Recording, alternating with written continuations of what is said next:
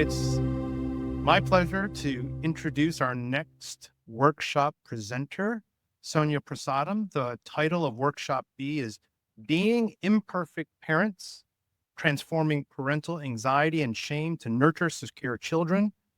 Sonia Elizabeth Prasadam is a mental health therapist based in Kannur, India, specializing in anxiety and the complexities surrounding performance and mental health. She holds a PhD in psychology from Christ University, Bangalore, where her research centered on the development of an intervention to address music performance anxiety in trainee musicians. Through her doctoral work, Dr. Prasadam identified perfectionism and shame as significant contributors to the onset and persistence of anxiety, a discovery that has informed her therapeutic practice. Outside of her professional life, Dr. Prasadam is deeply engaged in her interdenominational church community, where she worships and actively supports her husband, who serves as both a pastor and the choir director. Her involvement in this faith community complements her work, adding depth to her commitment to personal growth and relational well-being. Please welcome Sonia Prasadam. Hello and welcome to this workshop that will either help you understand how to raise secure children or how to feel a sense of security yourself amidst all these feelings of anxiety and shame. To begin with, if you could spend a few minutes just going to this website. Here your responses are going to be anonymous and you won't be able to see other responses immediately. But we will go back to this at a later point of this workshop. So in this link, I would like you to write out briefly a recent failure or inadequacy that you experienced as a parent. If you're not a parent or a caregiver, you could talk about any recent failure or inadequacy that you experienced. I'll give you about 3 minutes to do this, and the link for those joining me virtually is in the chat box. And for those in person, there's a QR code that you can scan. You can do this through your phones or just enter the web address as displayed in the PPT. By the way, I'm going to be taking the work in workshop pretty seriously, and there are a few more activities in store for you, and I would be glad if you could actively engage in it. Now, one more task before we begin. Up on the slide are names of groups that you can choose based on your life situation. Someone from the team will put a link to a Google form that will let you choose your most preferred group based on the criteria in the black box. So read that before you choose.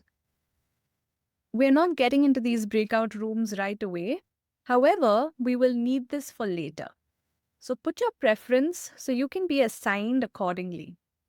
I'm hoping David would help organize these groups for the people in Stewart Hall, and you all could pick one table and sit around it.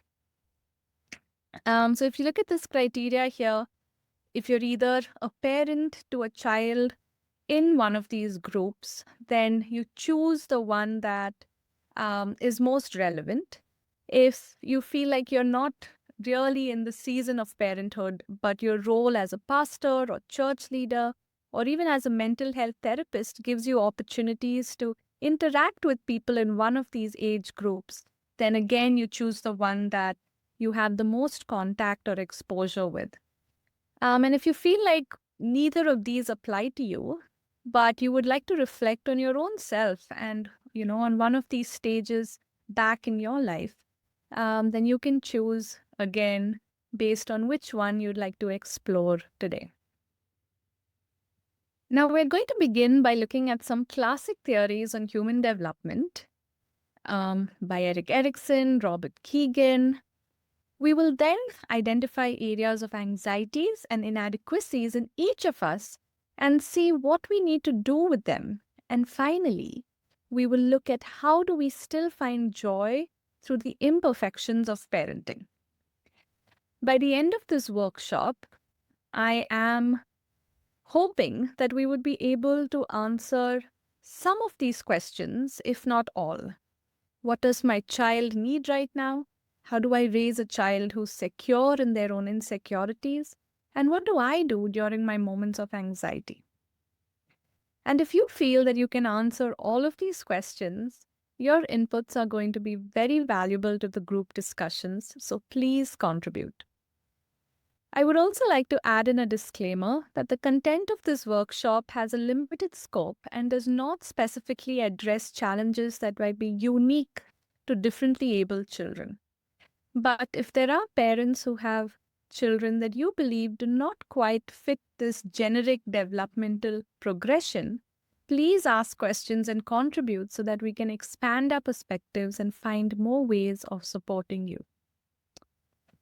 All right, it's time to begin.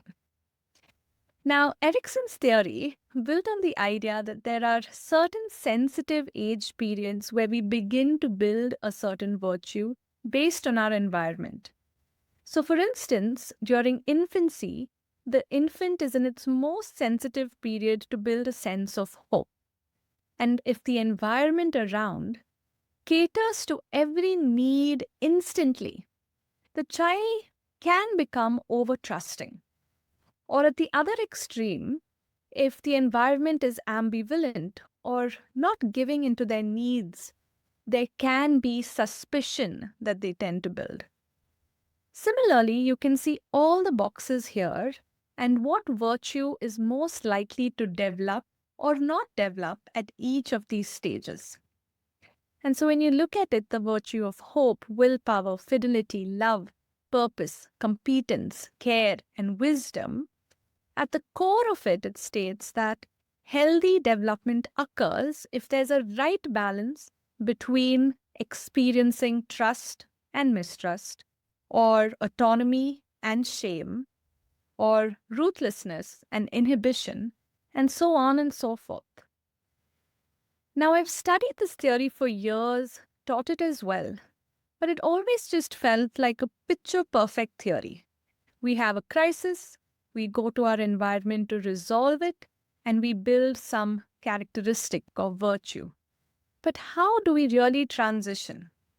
And this is where developmental psychologist Robert Keegan was able to fill in the gap by highlighting what contributes to this stage and how do we transition from one stage to the other.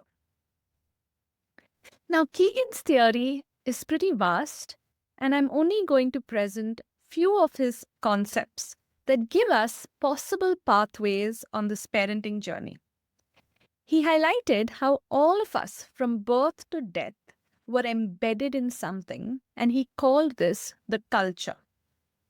The culture is in some way is responsible for holding on to certain aspects or providing certain aspects to help a person thrive in this stage. But at the same time, he stated that the culture is also responsible for letting go of certain things to help the person evolve or transition from one stage to the other. In order for this holding on and letting go process to be effective, it is also important to have something stable around the person as they transition. This is the staying put part. Think of the monkey bar illustration that Sangeeta gave yesterday. Here, for a child to move from one stage to the other, they need to let go of the previous handle to hold on to the next and move forward. And Robert Keegan talks about the importance of the environment in facilitating this movement, where we need some holding on as well as some letting go. So to begin with, we have stage 0, right? What is labeled the incooperative stage and usually occurs around infancy. At this point, the child is embedded in their primary caregivers. So here, the culture, right, is the primary caregiver.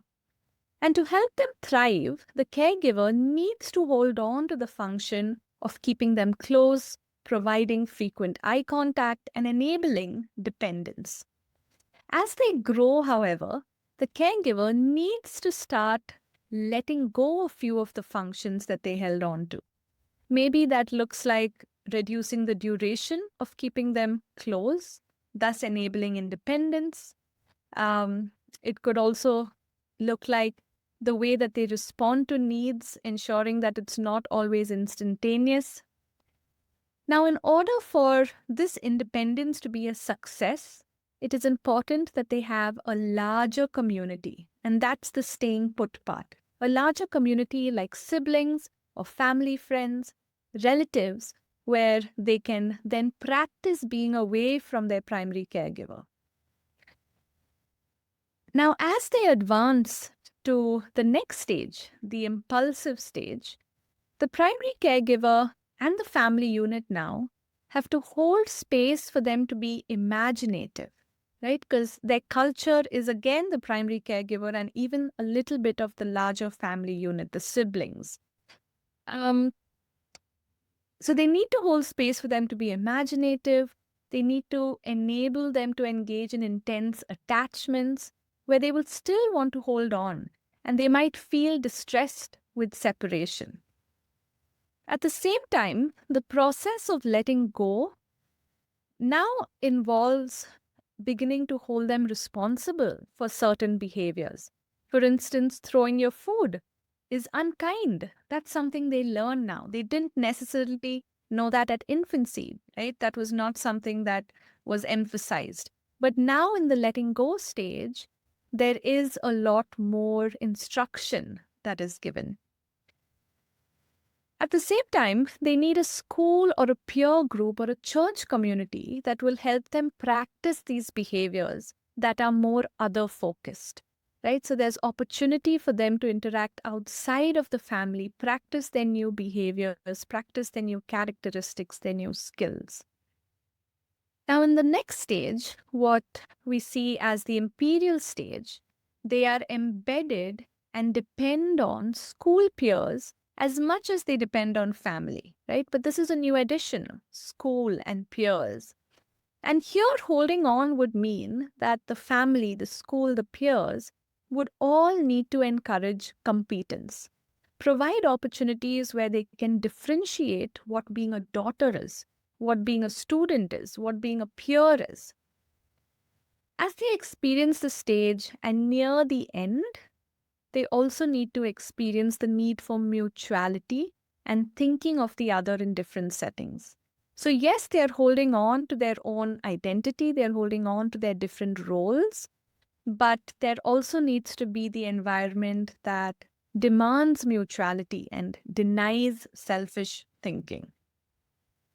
To help make this transition, they would also need to have shared internal experiences, like the excitement at a field trip with the class, or the sadness of losing a class pet fish, maybe, where there's a shared experience. And so they're understanding, they're learning what empathy might look like and feel like. Coming to the next stage, the socialized stage, this is where they're now probably heavily depending on mutuality. This is where interpersonal relationships is the main focus. They're embedded in it. And usually this occurs around the adolescent stage. So the different relationships that they experience, they need to be one that promotes trust, that provides trust, so that they feel safe enough to think of their needs and the other, right? So it's not just mutuality, but they're also able to think about, what do I want? What do I need? And can I express this to the other? As they experience this stage fully, they need to be prepared for the next stage by providing opportunities for initiative and leadership. Um, and when I'm talking about providing, right, this is connected to the family, right? Is the family encouraging? Initiative leadership is the college, school encouraging initiative and leadership, right? That's the environment that they are in. And this makes them more aware of self. Further, they need whatever relationships that they have. Maybe it's a parent relationship, a sibling relationship, a peer relationship, or even a romantic relationship to be stable enough for them to explore who they are without the fear of abandonment and rejection. So that's an important part of this particular stage. Now, once they emerge from the stage and slowly move into the self authoring stage, they are then embedded into a career path or into society, into a calling. Now, if this culture, as well as previous important relationships, acknowledge and assert their ability for independence, provide opportunities for them to show their authority, and let the need for achievement grow, the person is likely to thrive. However, at the same time, to transition to the last stage, the environment should also give room for interdependence, right? Towards the end, as they're trying to transition to the last stage, opportunities to move from independence to also realizing the influence of other environments around them, the effect of it on them, on their thoughts, right? And how they're not truly independent, but they have to still be in connection with these other areas. So, where the person letting go of the need to do it all alone allows for deeper collaboration, mutual support, and shared responsibility. This movement towards interdependence fosters a more integrated sense of self, where personal success is connected to the success of others and community, right? Where you want to celebrate your successes with the other, because that has more meaning, where you want to celebrate others' successes, where you realize that when you are engaging in an act, it might directly impact your company or it might directly impact your family. And it's not just about you, or it's not just about the child in this case, the adult child. The final stage, the self transforming stage that usually occurs in adulthood and continues to keep evolving, is when interdependency is now the way of life, where the person now recognizes being part of a larger world and has a strong need to give back and work together for a better future. This is also the part where they're comfortable both with their independent views and the views of others, right? That's where you see self surrender, interdependency, right? Where they realize that there's something larger than them. There's a community, there's God, there's faith, there's church. Um, and so they are comfortable with their independent views, but they're also comfortable with the views of others. They're able to let diverse views coexist, which means we would need the larger community to hold space for these views while providing their own perspectives, right? So that's the staying put part, a supportive environment, so that this can then be integrated into what our life experiences are. Take, for instance, this talk. Some of these things might be vastly different than what you've experienced or heard. But your curiosity is a sign of adding in a new perspective that might help you evolve parts of yourself. Now, even as I take you through these theories that help us see ways in which we can support the child right from infancy, right to when they are, in their middle aged adulthood. Um, I still feel like such a preachy Polly, insisting you listen to another lecture on how to raise a perfect child. But if you listened to my talk yesterday, I spoke about how stories and passages in the Bible that talk about the need for us to be holy and perfect, like our God, was like a 1,000-piece puzzle. These developmental theories are something like that. We need them to know where to begin and when to find or try something different. However, these theories are not a one-size-fits-all. For instance, both of these theories come from a very Western perspective, with their lead investigators being German and American. Sudhir Kakkar, a renowned Indian psychoanalyst, critiqued Erickson's theories to be very individualized. For instance, the stage of identity versus role confusion may be experienced in India within the context of a collective identity, where individuals negotiate their roles within family and society rather than developing an autonomous or independent self. For instance, I have clients who struggle to make decisions for themselves. Um, there might be a client who wants to marry someone eagerly, but is unable to because the parents do not approve of the person or the age of marriage. The client is hence waiting for the parents to come around before taking any decision.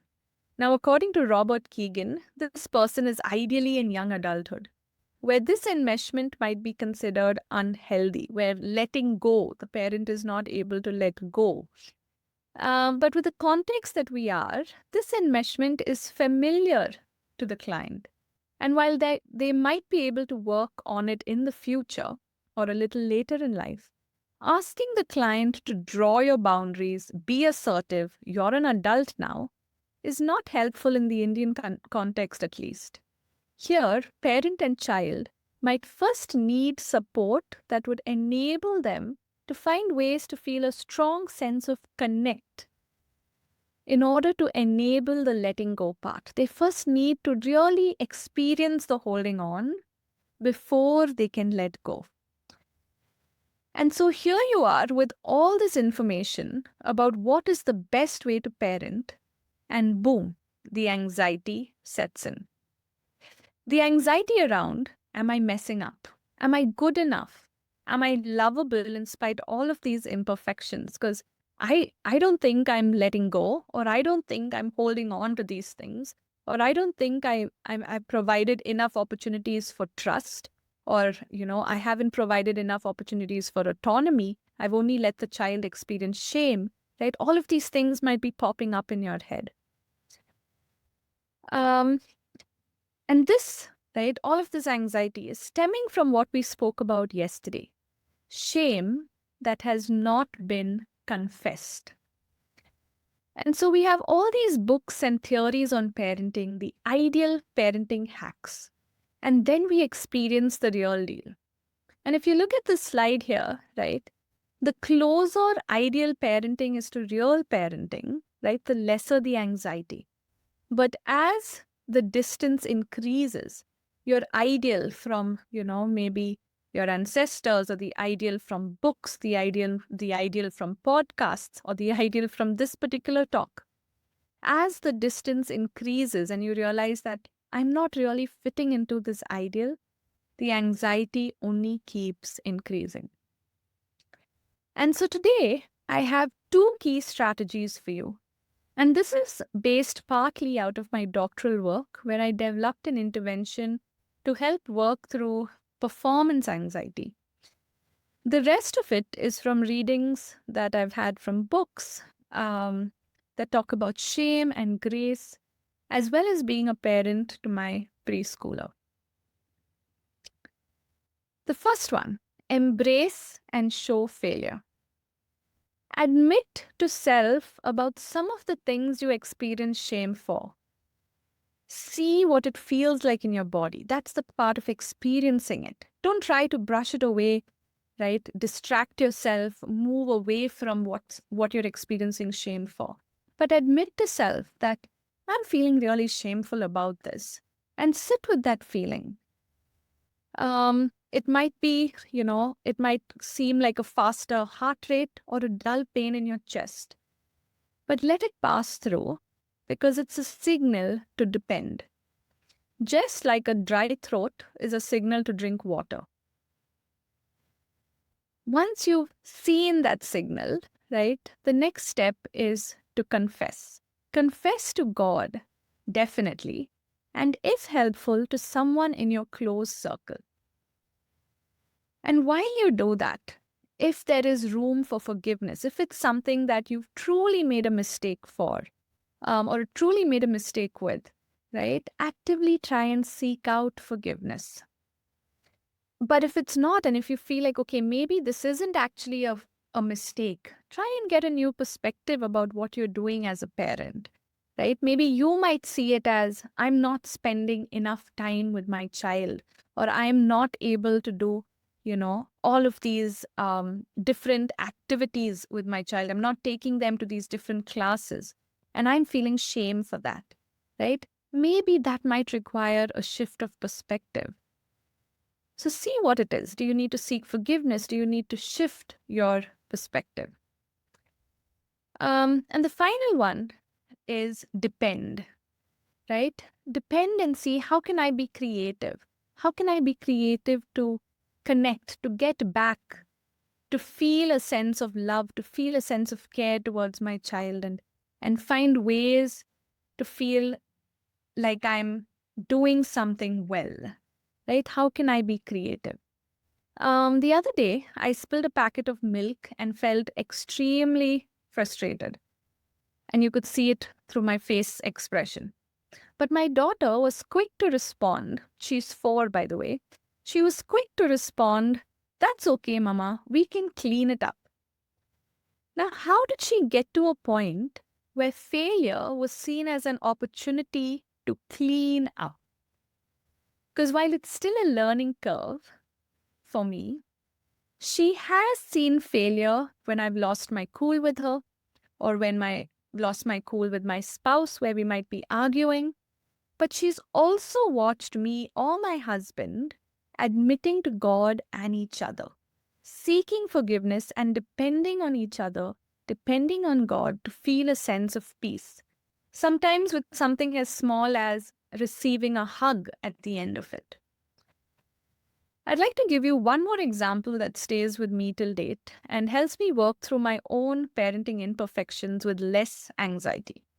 I must have been 6 or 7 years old, and I come back from school only reaching to see my mum weeping and taking me into an embrace, profusely apologizing. You see, earlier that day, my mum forgot to keep my lunch at the usual place where a tiffin carrier service would come and pick it up, right? They would pick it up from my house so that it's delivered to school during lunchtime, so it's nice and hot. Um, and so I didn't get lunch that day. And she seemed to have felt terrible that I probably had to go without lunch. While it was confusing for me not to receive my lunch, the nuns at my school were pretty kind and, they ensured that I had something to eat. But here's what stayed with me. My mum, my hero, could also make mistakes and admit mistakes. So now it's not the end of the world as a mother if I make a mistake. And so that's where I want to highlight. It seems like a very, irrelevant step, but admitting to self and admitting to the other can really lift the weight up. As a parent, my mom now had to be creative after she admitted to me, going forward, where she would probably need to depend on my dad to remind her every day in case she forgot again. Right? So that was dependence, that was being creative. Now, as you listen to this and as you're processing and you've taken something from it, I want us to spend the next 7 minutes. This is where y'all are going to be assigned to the groups that y'all chose. And those who are in person, find a table and sit around people from a similar stage.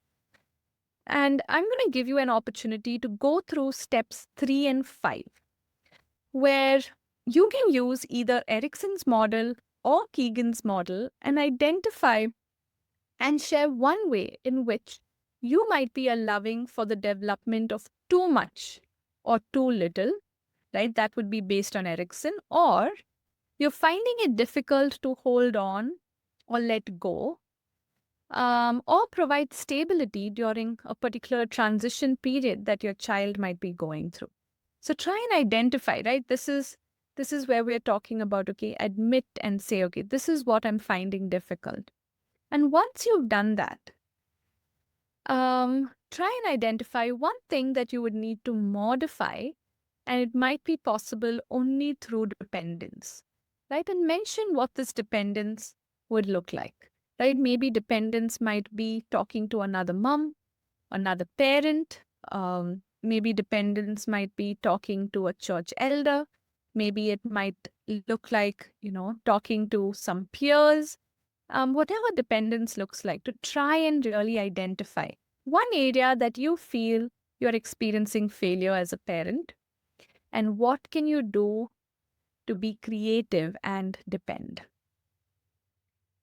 Now, moving on, the second aspect is when you feel shame, not in just one instance or event, but you feel shame in relation to feeling inadequate. That is the time you turn to actively, you actively turn to find moments of joy, a moment where you find the shame distancing you from connecting with your child. Maybe it's masked as anger, right? Something has happened and you find yourself getting very angry. Think of what's your signature dish. And this, when I say signature dish, what this means is this is something that comes easily to you. So, in a moment, for instance, where you're trying to create a boundary for, let's say, your young adult, and you're failing, right? It's just not happening, and you're feeling angry, you're feeling ashamed of failing in it, you're feeling not respected. Think of other things than boundary making that come easy to you, just for that moment. Maybe it might be expressing love and care that comes easy to you. Start with that. Start with what easily connects you. Because moving to an emotional state that includes emotions like joy, kindness, empathy, excitement, they expand our ability to be more creative, to think of alternate strategies as compared to when we are filled with anger or sadness or frustration. You can read more about this from Barbara Fredrickson's Broaden and Build theory. Um, and as you do that, right, that's one way, right? Find your signature dish. I'll just give a quick example. For me, something that comes easily is, reading stories to my daughter at this stage. And so when I am frustrated with something and I feel like I need time to process this before responding with anxiety that she might pick up on, I suggest a pause and I say, okay, can we try and read a book right now and then come back to it? Right. So that's something that comes easily for me. Now, to again let you experience joy, thinking back to moments that you actually enjoyed or were proud of during, your day or week as a parent, right? That would also be something that's helpful. For instance, there was something that I watched online where, parents were asked to narrate what their day was like, and the parent narrated it, and it was terrible. Everything that they said, I burnt the pancake, or I got late to daycare, or I got late to work, and one after the other, a lot of bad events were narrated. And then the child was asked, can you tell me about your day? Right? And the child was able to find so many moments of joy that the parent interpreted as being complete chaos. So it's important for you to pause and think, okay, the day was chaotic, but what else was beautiful within that? Now, the third point, pray, right? Seems like something a Sunday school teacher might say, but it's so powerful. One, because in prayer you are confessing and expressing, which itself frees your spirit. Added to that is the divine connection and peace that prayer offers. Again, sometimes my daughter is unable to stop crying over a certain boundary I might have put in place, and it truly tests my patience. And what I do when I feel like screaming at her, which only worsens it, is I say, I'm going to pray now to ask Jesus to help us both, to help you with your crying, and to take away the pain you are feeling, and to help Mama be kind to you. It, of course, doesn't work magic, but it definitely settles me, right? I'm able to take the weight off me and say, I don't need to do this alone. And for my daughter, it acts as a little bridge which helps her gradually regulate her crying. As you're doing this, right, also see how can you extend grace that you're receiving from God to your children and yourself. And these last 2 points I picked up from this book on parenting that speaks about the role of God in parenting, right? It's given here 7 traits of effective parenting. Because when we give grace, we again admit that this is not all about us, but there is a bigger picture. You're not solely responsible for the outcome. And this again will help you feel a little lighter. Giving grace is not about letting go of discipline. It is about let's try this again, right? Reboot again and again and again. So, now with these points in mind, let's spend the next 7 minutes again in our groups and reflect on these questions. What does being a parent truly mean to you? Right? What does being a parent give you? Right? For you to have that and reflect on that, because in moments of distress, this answer might give you the joy you require to think of alternate strategies, to get creative, to depend. They act as a bridge that will help you process the failure and not just stay in it. Right? You're able to walk to the other side while thinking of ways to reboot. What is something you are, the second question, what is something you're able to contribute and give your child as a parent? And what aspects of being a parent or a caregiver have brought you joy currently or previously? And I would really encourage you to keep this, pin this up somewhere to remind you of this as you experience different failures, every day, right? There might be something different that you experience. Even as you'll reflect in your small groups, to hear what the other is saying, and that might also give you encouragement. So you all can break into those groups right now.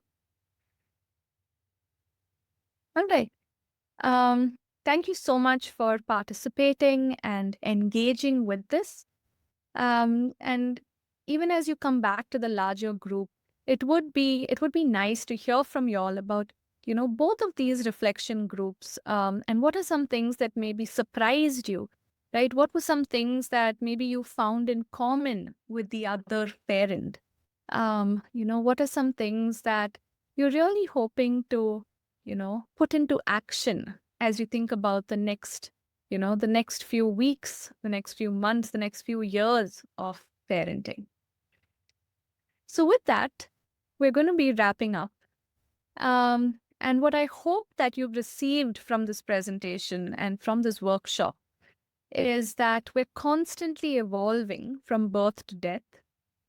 Each stage that we experience requires the perfect balance, right? From the parent, from the community, from the church, the perfect balance of holding on and letting go, right? While ensuring that everything around us stays stable. And we're striving for this balance, and not being able to attain it sometimes can create that anxiety. And as we realize that reality, for us to depend and find joy in your journey as a parent to help you carry this anxiety better. Thank you.